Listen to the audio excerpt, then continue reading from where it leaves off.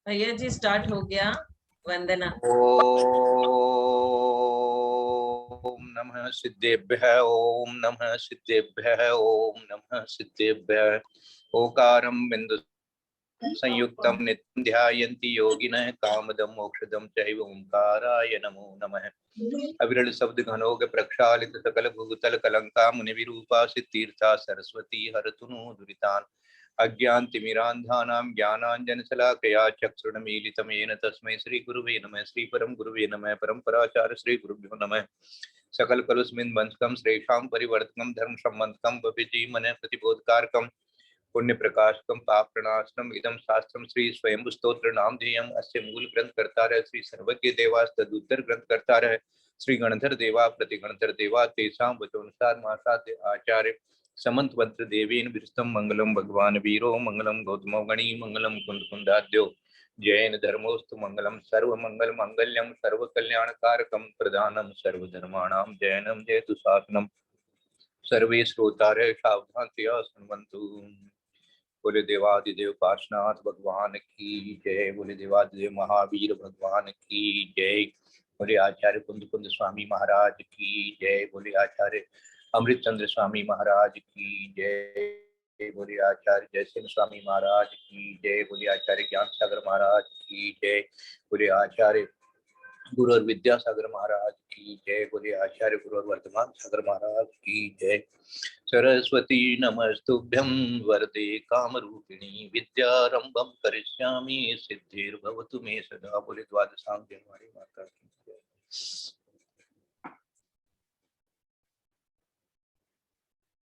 मैं तो समझा था कि आज पूजा ही वगैरह करने में पूरा टाइम निकल जाएगा, इसलिए मैं भी थोड़ा पूजा वूजा करने लग गया।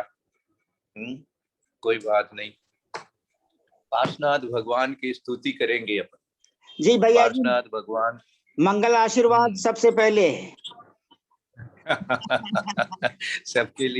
सबके लिए बहुत बहुत आशीर्वाद है।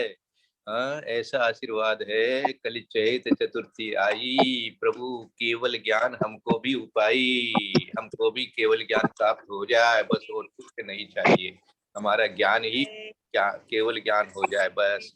तो यही आशीर्वाद सबके लिए है। और सबको पापम क्षयतु धर्म वृद्धिर्भवतु कायक सम्यक होतु दर्शन विशुद्धिर्भवतु, सबके लिए बहुत बहुत मंगल आशीर्वाद है। सब लोग आनंद से रहिए, आनंदित रहिए। पार्श्वनाथ भगवान की तरह से जब भी कोई तरह का संकट आवे, कोई उपद्रव आवे, कौन सा उपद्रव? मन में आकुलता का उपद्रव।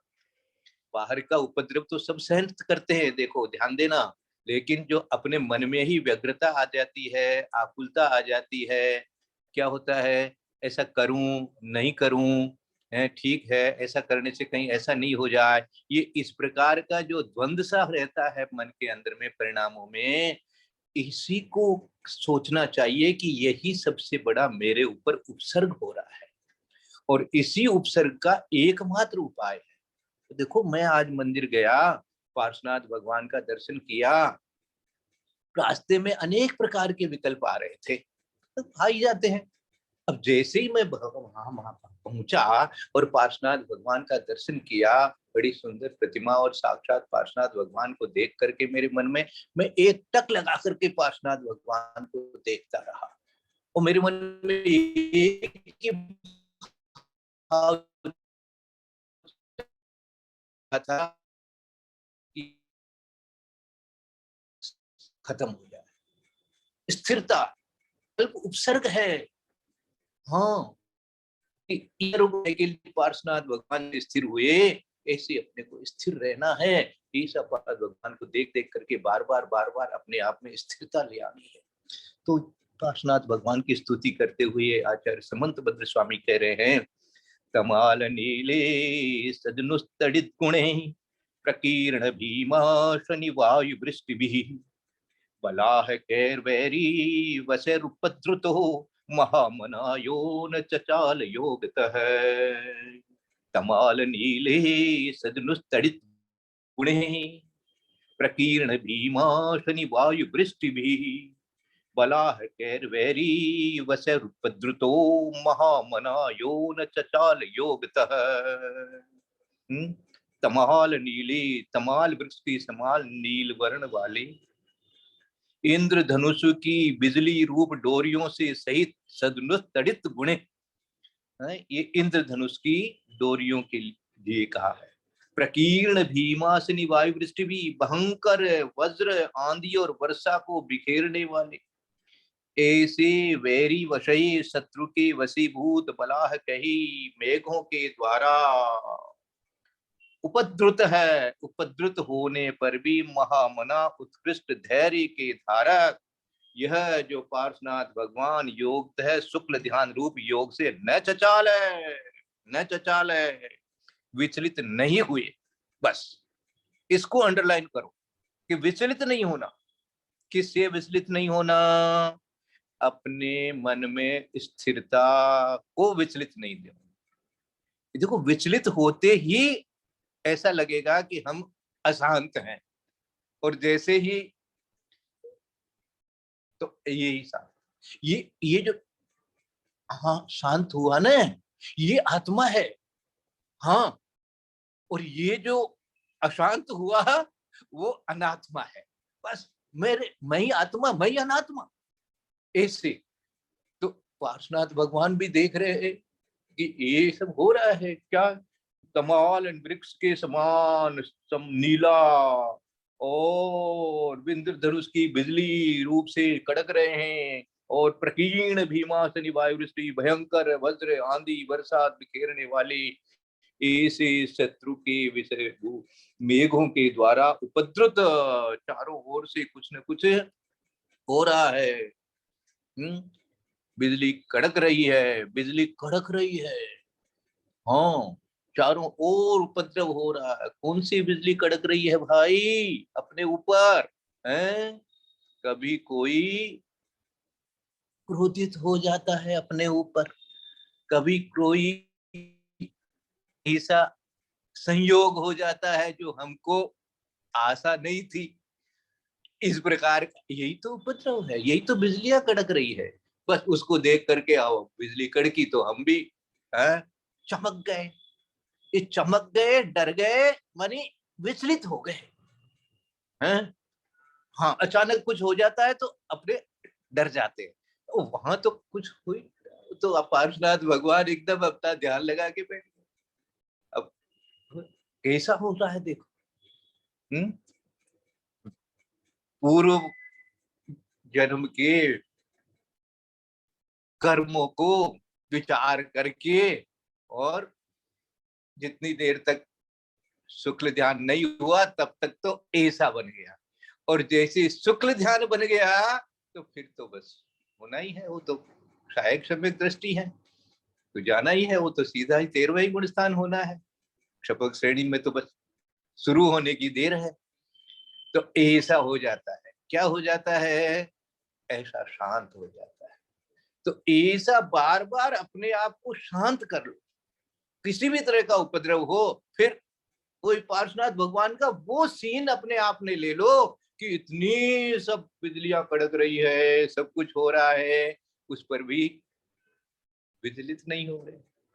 बस बाकी और सारी चीजें जितने भी पार्श्वनाथ भगवान के बारे में समझ में आती है वो तो समझो, लेकिन अपने को विचलित नहीं होना है। इस प्रकार का भाव कैसे बना रहे अपने अंदर में, ये ही विकल्पों में नहीं जाए। बस जल वर्षाते घने बादले, काले काले डोल रहे, झंझा चलती बिजली तड़की, घुमड़ घुमड़ कर बोल रहे, पूर्व बैर वश कमठ देव हो, इस विध तुमको कष्ट दिया, किंतु ध्यान में अविचल प्रभु हो, घात कर्म को नष्ट किया। ऐसा लिख दिया है गुरुदेव ने। यही हो रहा है। देखो, उसकी तुलना अपने परिणामों में करो।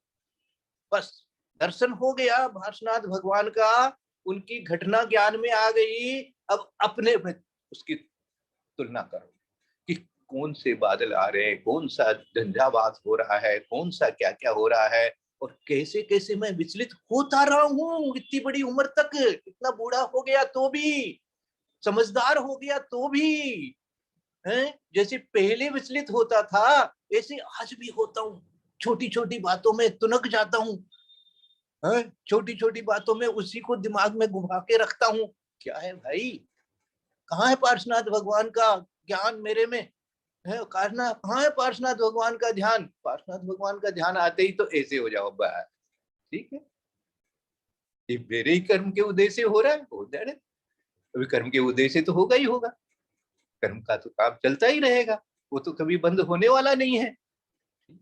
देखो ऐसा दूसरे श्लोक में दिया, बृहत्फणा मंडल मंडपेनयम स्फुरत्तडित पिंगरुचोपसर्गिणम जुगुनागो धरणोधराधरम विराग संध्या तडिदुम बुधो यथा। बृहत्फणा मंडल मंडपेनियम स्फुरत्तडित पिंग रुचोपसर्गिणम जुगुनागो धरणोधराधरम, जोड़ा नाग का, धरणो धराधरम विराग संध्या तड़िदम बुधो यथा। उस सर्ग से युक्त जिन पार्श्वनाथ भगवान को धरणेन्द्र नामक नाग कुमार देव ने चमकती हुई बिजली के समान पीली कांति से युक्त बहुत भारी फणा मंडल रूपी मंडप के द्वारा उस तरह वेष्टित कर लिया था, जिस तरह की काली संध्या के समय बिजली से युक्त मेघ पर्वत को वेष्टित कर लेता है। हाँ, अब देखो उधर बिजली चमक रही है, उधर बादल नीले हो गए हैं, और यहाँ भी क्या हो गया, अब ये कौन आ गए, ये उपसर्ग दूर करने वाले भी आ गए। क्योंकि पहले उनको भी हमने क्या दे दिया था, आशीर्वाद दे दिया था। भैया जिन जिनको भी आशीर्वाद मिल रहा है, तो कभी हमको भी इस तरह का उपसर्ग होगा तो वो सब जीव भी जो है वो विचार करेंगे, जहां जहां भी होंगे है वो अपने आप ही दूर कर देंगे। तो उनको नाग नागिन को जो आशीर्वाद दिया था, जो मंत्र पाठ कराया था, तो वो भी आज जो है धर्मेंद्र बने हुए हैं, और उन्होंने भी हैं जैसे पार्श्वनाथ भगवान पर्वत हैं और उनके ऊपर में काले बादल चारों तरफ से ढक दो तो दिखेंगे ही नहीं किसी को, तो कौन इनको उपसर्ग करेगा, ऐसी उपमा बनाई। तो इसीलिए आज भी ये पार्श्वनाथ भगवान की एक प्रतिमा है हमारे यहाँ 24 तीर्थंकरों में से, जिसके ऊपर फण का अभी भी दिखाया जाता है। यद्यपि केवल ज्ञान होने के बाद में कोई ऐसा फण वगैरह वहां रहेगा नहीं, लेकिन वो फण क्या है, वो धर्मेंद्र का आकार है, धर्मेंद्र का एक तरह से, कि भैया इस प्रकार से जो चारों तरफ से उपसर्ग हो रहा है, अब वो ऐसे उपसर्ग को कौन टाले, कौन बचावे, कौन उसकी एक तरह से प्रतिकार करे उसका, तो जो देव का प्रतिकार देव ही कर सकता है, तो मनुष्यों की ताकत नहीं है वहां पर, मनुष्य तो जो है वो हो जाएंगे स्वाहा यदि देव इस प्रकार का उपसर्ग करेंगे तो लेकिन देवों के उपसर्ग को देव ने ही ठीक कर दिया है, वो भी धर्मेंद्र। देखो देवों में भी आपस में ऐसा होता है, जैसे मनुष्य में होता है, कोई बुरा करना चाहता है तो कोई अच्छा करने वाला भी मिल जाता है, इसी तरह से देवों में भी ऐसी स्थितियां हैं। हाँ, कोई पूर्व भव का बैरी होता है तो कोई पूर्व भव का मित्र भी होता है। इस प्रकार से देव भी कहीं पर जहां भी जो भी कोई उनका कहीं कुछ करते हैं, तो उनके साथ में उनके अन्य देव भी, रक्षा करने वाले देव भी रहते हैं। अपना तो पूरा वर्तमान योग भरा पड़ा है, पूर्व कर्म के उदय से अनेक प्रकार के उदय आए हैं, अग्नि का जल हुआ है, इत्यादि इत्यादि इत्यादि। कैसे हुआ है, तो कौन रक्षा कर रहा है, तो वो अपने आप हो रहा है। इसी को चमत्कार कहते हैं, इसी को प्रभाव कहते हैं, इसी को क्या कहते हैं, इसी को पुण्य की महिमा कहते हैं, प्रभावना कहते हैं। हाँ, इस प्रकार सम्यक दृष्टियों की प्रभावना होती है, धर्म की प्रभावना होती है, सारे जगत में जो अन्य लोग होते हैं वो भी अच्छी तरह से प्रभावित होते हैं, और शासन चलता रहता है, जिन शासन चलता रहता है इस प्रकार से। तो ये पार्श्वनाथ भगवान के ऊपर में जो है धर्मेंद्र और पद्मावती, हाँ धर्मेंद्र का नाम दिया है मुख्य रूप से, धर्मेंद्र नाम का नागकुमार जो है वो उनको आच्छादित करके ढक लिया।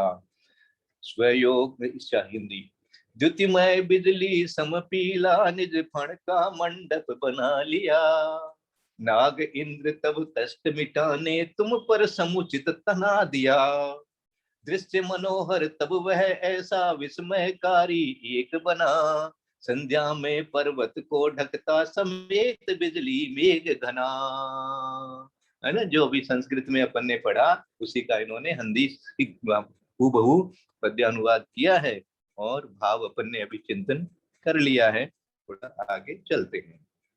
स्वयोग सनिसात धारया निशातयो दुर्जय मोह विद्विषम।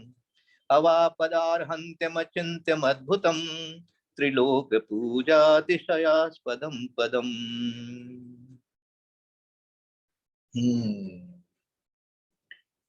क्या मिल गया? उपसर्ग को जीतते ही क्या मिल गया? स्वयोग शनि सात धारिया, अपने शुक्ल ध्यान रूप खंग की तीक्ष्ण धारा के द्वारा दुर्जय मोह विद्विषम, मोह रूपी दुर्जय शत्रु को निशात्य निशात्य नष्ट कर दिया। और क्या मिल गया? अचिंत्य अचिंतनीय अद्भुतम आश्चर्यकारक गुणों से युक्त त्रिलोक पूजातिशयास्पदम, त्रिलोक के द्वारा पूजित होने वाला अतिशय स्थान आरंत पदम, अवा पदार्यंत्यम अचिंत्यम अद्भुतम। किया था। सोचो सोचो, कभी कोई ऐसा संयोग होता है कि अपने ऊपर में कोई की क्रोध की वाणी की वर्षा होती है और अपन शांत रह करके उसको सहन कर लेते हैं, क्या प्राप्त होता है? कितनी मन के अंदर में शांति प्राप्त होती है, कितना सुख प्राप्त होता है, कितना अपने आप में संतोष प्राप्त होता है कि बच गए, नहीं तो कहीं वापस अपने मुंह से निकल जाता। इस बात का अनुभव विशेष करके मौन व्रत रखने वालों को विशेष होता है। हाँ, जिस दिन मौन व्रत होता है ना, उस दिन बहुत सारे इस तरह के संयोग मिलते हैं जिसमें वापस जवाब देने का भाव आता है लेकिन नहीं दिया जाता है।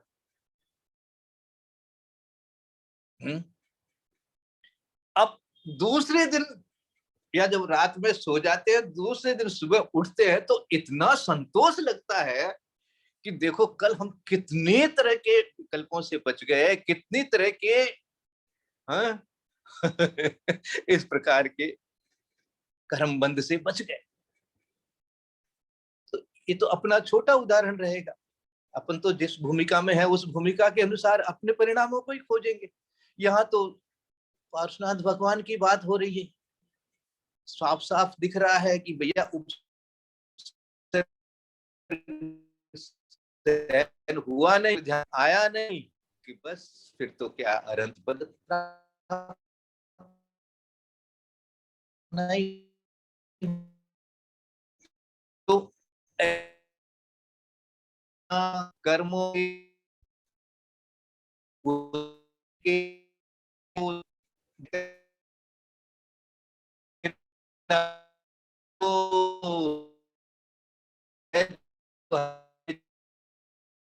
के लिए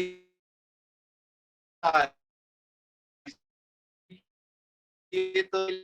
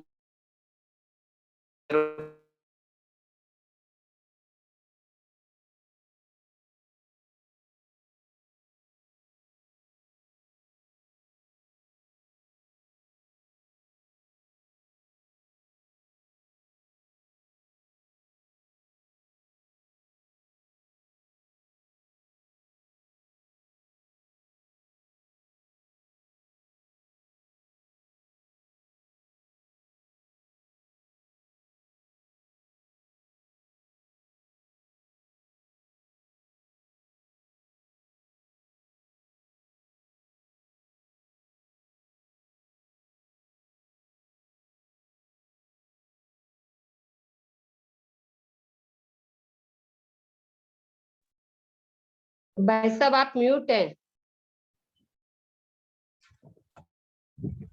भैया जी अनम्यूट कर लीजिए ना प्लीज। ठीक है। हाँ हाँ। अच्छा।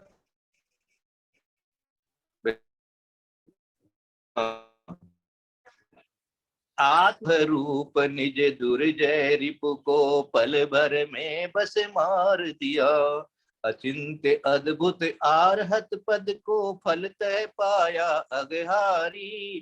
तीन लोक में पूजनीय जो अतिशयकारी अति भारी। किसको मारा, किसको नष्ट किया? दुर्जय मोह विद विषम। दुर्जय सबके द्वारा दुर्जय है, हर एक जन इसको नहीं जीत सकता। और मैं भी अब तक नहीं जीत पा रहा था, लेकिन अब जीतने का अभ्यास होने लग गया। ये अपने आप को पहले के परिणामों में और अब के परिणामों में चिंतन करने से स्वयं को ऐसा अनुभव आने लगेगा कि मेरे में फर्क क्या आया है। मेरे में फर्क यही आया है कि पहले जैसे मोह भाव होते थे, मोह के कारण से अनेक प्रकार के संकल्प विकल्प हो जाते थे, राग द्वेष हो जाता था, वो अब नहीं हो रहा है, बहुत कम हो गया है।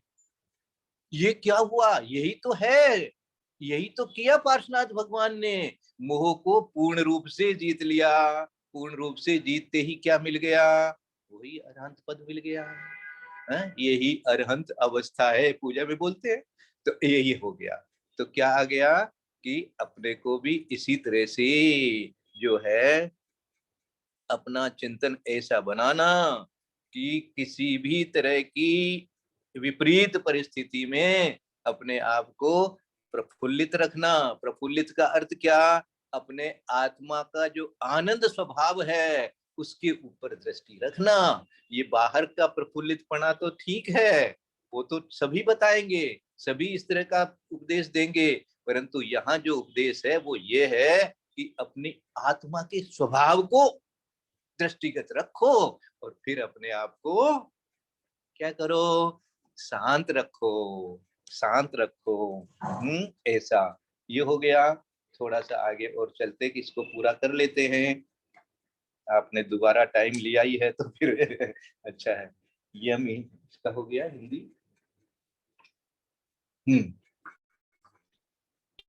यमीश्वरं वीक्ष्य विदूतं तपोधनास्तेऽपि तथा बुभूषवः मनुस्सहस्रं वन्दे बुद्धयः क्षमोपदेशं शरणं प्रपेदिरे। मन माने कुछ तापस ऐसे तप करते थे वनवासी। पाप रहित तुमको लख इच्छुक तुम सम बनने अविनाशी। हम सबका श्रम विफल रहा यूं समझ सभी वे विकल हुए। संयम दम यम सुबद उपदेश सुन वचन तब चरणन में सफल हुए। जिन पार्श्वनाथ भगवान को समस्त लोक के प्रभु तथा घाति चतुष्क पाप से रहित देखकर उन्हीं के समान होने के इच्छुक वनवासी वे तपस्वी भी अपने प्रयास में निष्फल बुद्धि होते हुए मोक्ष मार्ग अथवा शांति का उपदेश देने वाले भगवान पार्श्वनाथ की शरण को प्राप्त हुए थे। ये इसका हिंदी अर्थ है। अरहंत पद मिल गया पार्श्वनाथ भगवान को। अब क्या हो रहा है? अब बहुत से लोग जो थे हैं मिथ्या दृष्टि थे पहले और क्या करते थे? मैं भी भगवान बनूं, मैं भी आपके जैसा बनूं, हैं ऐसी भावना तो करते रहते थे जैसे कि हम लोग कर रहे हैं। हाँ, लेकिन कुछ हो नहीं रहा था। देखो, यमीश्वरम भिक्ष विधूत कलमशम तपोधनास्ते तथा बुभूषव। वो ऐसे हो रहे थे। हाँ, बुभूष है आपकी तरह से हम भी होना तो चाहते हैं आपको देख करके। वीक्ष यमीश्वरम, आपको आप आपके ईश्वर पने को देख करके, आपके अरहंत पने को देख करके, विश्व वीक्ष मानी देख करके, और हम भी आपके जैसे बनना चाहते हैं, ऐसा तो भाव करते थे। तपोधना से भी तपस्वी भी थे, हैं? लेकिन हो नहीं रहा था। निष्फल बुद्धि, अपने स्वश्रम वद्य बुद्धया, अपने प्रयास में निष्फल होते थे। उनको भी आपकी जब दिव्य ध्वनि मिली, क्या समझे? पार्श्वनाथ भगवान का दर्शन करना है। कलकत्ता में रहते हैं, अलीपुर मंदिर में कर लेना, बड़े मंदिर में कर लेना, हावड़ा में कर लेना, बंगवासी में कर लेना, बेलगछिया में कर लेना, और जगह जगह जहाँ पार्श्वनाथ भगवान तो सभी जगह हैं। जो जिस नगर में है उसी नगर में पार्श्वनाथ भगवान के तो दर्शन मिल ही जाएंगे। लेकिन उनकी दिव्य ध्वनि सुनना भी तो जरूरी है श्रीमान। हाँ, ये बहुत बढ़िया श्लोक आचार्य समंतभद्र स्वामी ने यहाँ पर दिया है कि आपको देख करके आपके जैसे होना तो सब चाहते थे। क्या समझे? हाँ, अन्य लोग भी आते हैं ना, देखो अपने मंदिरों में। हाँ, वो लोग भी बहुत ही अच्छा, कैसा आपका मंदिर में कितनी शांति, कितना आपके यहाँ कैसा वातावरण, बहुत ही अच्छा, ये वो सब प्रशंसा करेंगे भगवान। और हम लोग भी ऐसे ही करके आ जाते हैं। लेकिन ये श्लोक में ये कहा कि ऐसा करने वाले भी ठीक से आपका मार्ग नहीं पा रहे थे, उनको भी जब आपकी दिव्य ध्वनि मिली तब उनका रास्ता सही। क्या समझे श्राप? स्वाध्याय बहुत जरूरी है। ये दिव्य ध्वनि है जी। हाँ, देव शास्त्र गुरु तीनों को एक साथ पूजा करी जा रही है, एक समान पूजा हो रही है? और हम खाली पूजा करके, भगवान की पूजा करके प्रसन्न हो जाते हैं, उस शास्त्र को अलमारी में बंद करके और बाहर से हाथ जोड़ करके चले आते हैं, उतना पर्याप्त नहीं है। हाँ, क्योंकि भैया हमारे अनादि काल के संस्कार जीव में पड़े हुए हैं। तुम मंदिर से निकलते ही वही उसी तरह की ठोकर खाते रहोगे, बाहर में उसी तरह के परिणाम करते रहोगे। वहां भी बाहर में भी कोई मिल गया और आपको कुछ ऐसा ऐसा कह दिया तो वहीं पर भी आपका तो पारा गर्म हो जाएगा। कैसे हो गया? क्योंकि स्वाध्याय नहीं किया। स्वाध्याय करने वाला जब स्वाध्याय की बातों को आत्मसात कर लेता है तो उसके परिणाम निर्मल हुए बिना रहते नहीं हैं। यही शास्त्र का महत्व है। ये इसीलिए शास्त्र की पूजा होती है, अष्टद्रव्य से पूजा होती है, देव गुरु के समान पूजा होती है। ये मात्र किताबें नहीं है, कागज के पन्ने नहीं है। ये कह रहे हैं यहाँ पर कि ऐसे जो लोग थे वो भी, हाँ,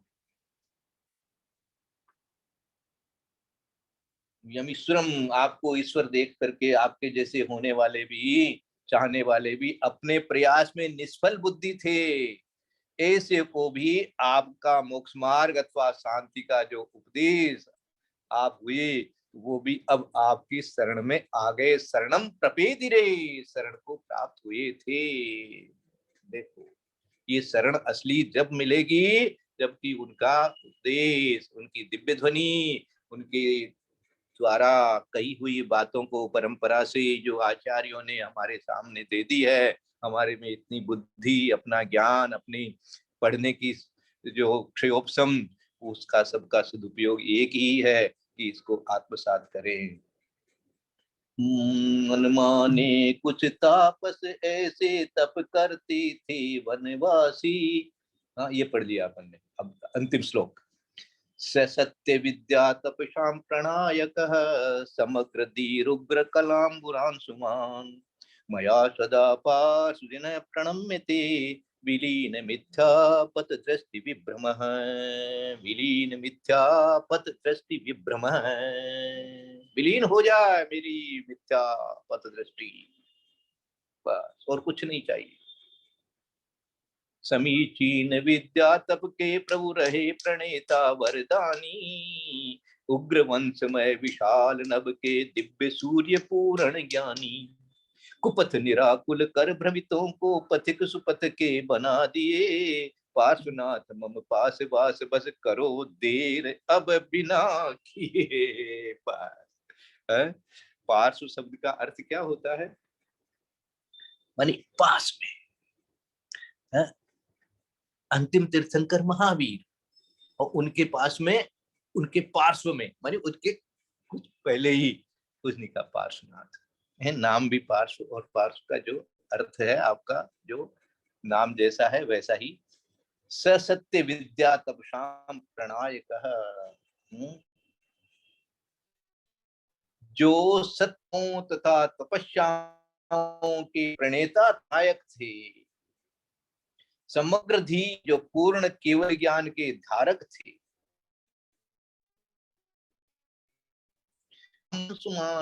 उग्र कुल के चंद्रमा थे। उग्र वंश था पार्श्वनाथ भगवान का। और विलीन मिथ्या पथ दृष्टि विभ्रम है, जिन्होंने मिथ्या मार्ग संबंधी कुदृष्टियों से उत्पन्न विभ्रमों को नष्ट कर दिया था। वे जिन पार्षदेंद्र मुझ समंत भद्र के द्वारा हमेशा प्रणत किए जाते हैं, मैं उनको प्रणाम करता हूँ। जैसे आपकी मिथ्या पथ दृष्टि विभ्रम हुई। कौन सी मिथ्या दृष्टि विभ्रम हुई? ये प्रत्युत्तर देने की।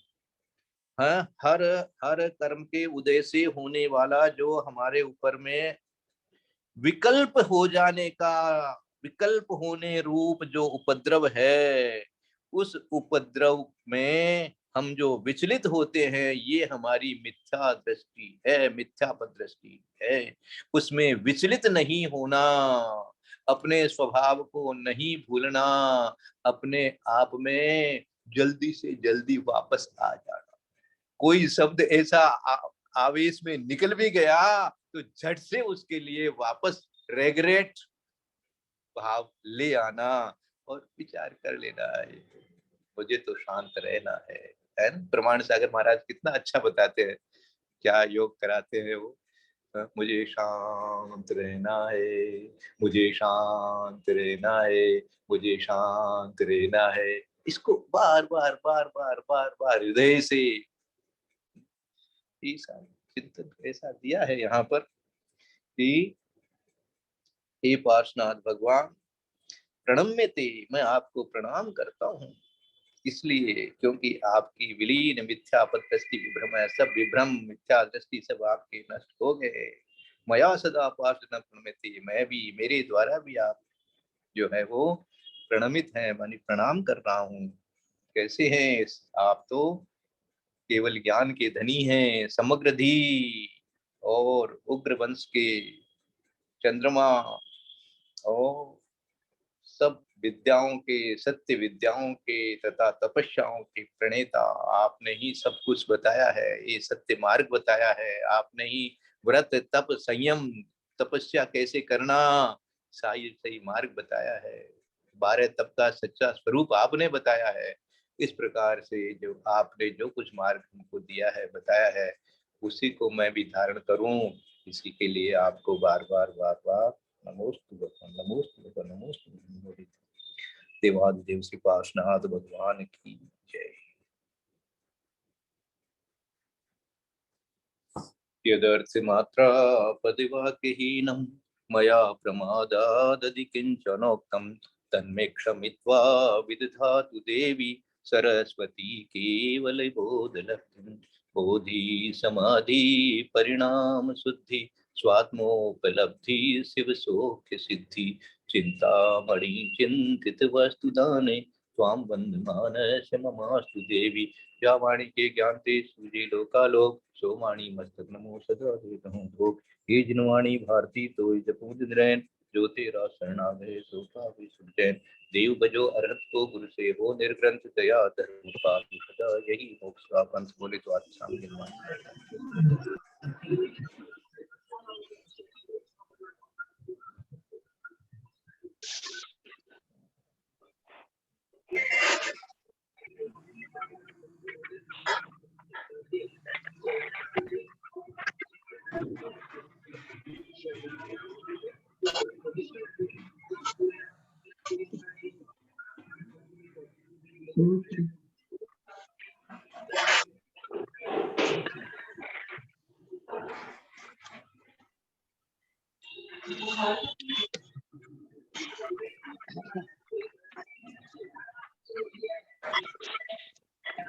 भाई साहब वंदना वंदना वंदना, पंडित जी साहब सादर प्रणाम, बड़ों को प्रणाम, बाकी सबको यथायोग्य जय जी। तो पंचायती गाय का तो बहुत अच्छा स्वाध्याय चल रहा है। पंचायती गाय का तो कल मैंने थोड़ी देर सुना था, बहुत ही अच्छा। वंदना भाई साहब, वंदना सभी से जय जिनेन्द्र। पंचायती गाय का तो 7 से 8 भाई साहब समय साहब भी चालू रखिए। पंडित जी समय साहब भी दिन दुगनी बढ़ रही है। आपकी आवाज कट रही भाई साहब, समझ में नहीं आया आपने जो बोला। आप फिर से समय बोलिए भाई साहब, नहीं सुना भाई साहब। भाई साहब कुछ बोल रहे हैं, प्लीज उनकी आवाज आने दीजिए।